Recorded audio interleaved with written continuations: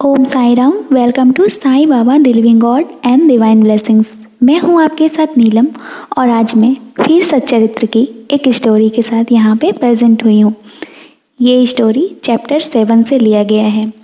Chapter 7 में ये दर्शाया गया है, बाबा के बारे में ये कहा गया है कि बाबा एक अच्छे वैद्य भी हो सकते हैं।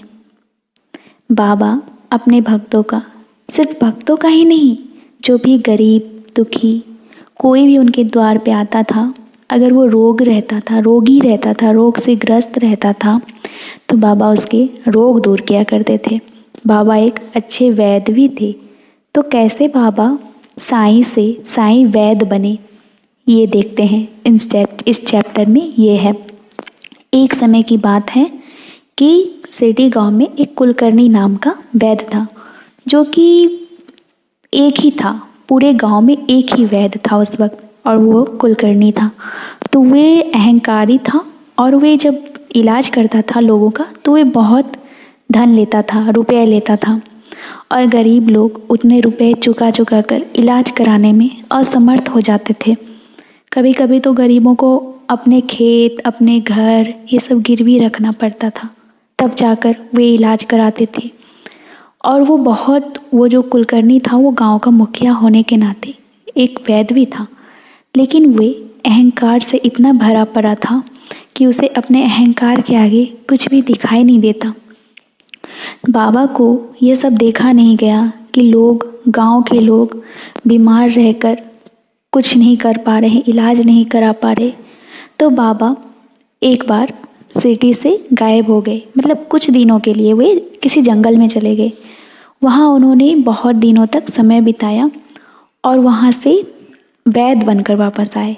जड़ी बूटियाँ ये सब वापस लेकर आए और बाबा फिर सिटी में रहे और सब लोगों का फ्री में, मुफ्त में इलाज किया करते थे। पैसे नहीं लेते बाबा कभी, सबका फ्री में इलाज किया करते थे। और बाबा के इलाज बहुत अचूक हुआ करते थे।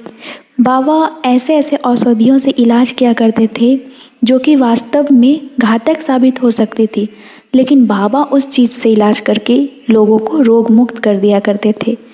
तो इस चैप्टर में बाबा की चिकित्सा के बारे में वर्णन किया गया है कि बाबा कैसे साईं बाबा से एक साईं वैद्य नाम से विख्यात हुए।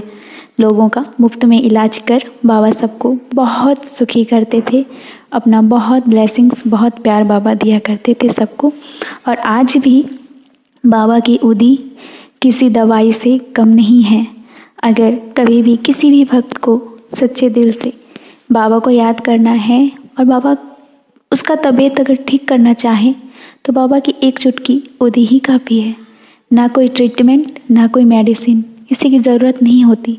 सच्चे दिल से बस बाबा की उदी लगा लें, फिर देखिएगा बाबा क्या करते हैं, कैसे बीमारी को झट से दूर भगाते हैं। तो आज के लिए इतना ही। कहिए मेरे साथ, ओम साई राम, जय साई राम।